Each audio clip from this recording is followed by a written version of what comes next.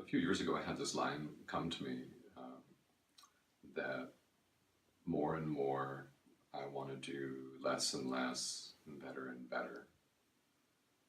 And every now and then one of these lines shows up for me, and I've been a writer off and on and a meditator for a long time, and the only decent poems I've ever written come that way. They usually come with a line or a phrase or a word, and then the whole rest of it comes right after that. And so with that line, for me, more and more, I want to do less and less, and better. You know, there's something whimsical about that. There's something poetic about that. There's something very spare about that, which appeals to me as the minimalist that I've become, I guess. But there's a lot inside it too, and so as I really sat with that line, which remains very true for me, that what I want to get better and better at is life and death. I want to get better and better at living and dying. And the more that I see and the more experiences I share with people as they go through their living and dying, I see how joined they are, and I see how living well might support dying well. And I'm thinking about these things a lot these days because there are a few people in my life who are suddenly facing end-of-life issues, some too soon, some sort of on time, none of it particularly welcome, and all of it in its weird way totally natural and normal. That with this comes that.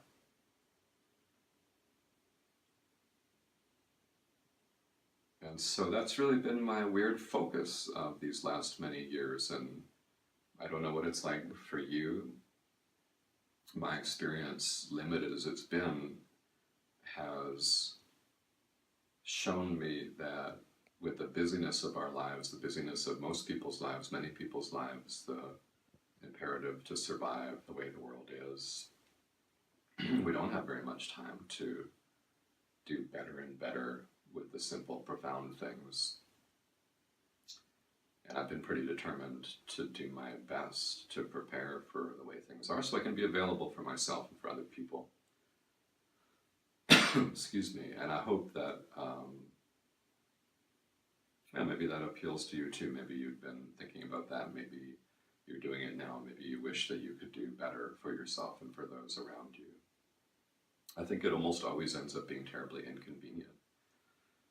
And I've played all these weird roles in my life as a strategist, as a monk, as a coach, as a friend, as somebody who's accompanied people through their dying and through their difficult living experiences and through their beautiful living experiences. And one of the things that I always come back to and generally reflect to people and try to remember for myself, I try to remember the most important, what is the key here? What's the focus of this experience? And then orient all of my actions and words of body, speech, and mind to that one ultimate key focus. And I regularly fail, of course, and most people do, but I really like to bear that in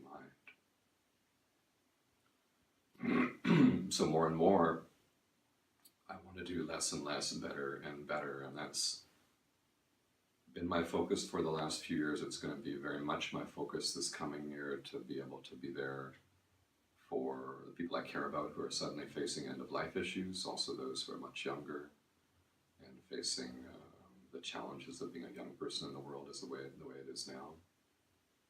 So I just wanted to share a couple of thoughts about that. That line's been banging around for me for a few years, and maybe it will land for you. We're here in the house, in my simple little house in Powell River. Last time we were in the forest, a little bit north of here. Next time I'm not sure where we'll be, but thanks for being here for this, and we'll see you soon.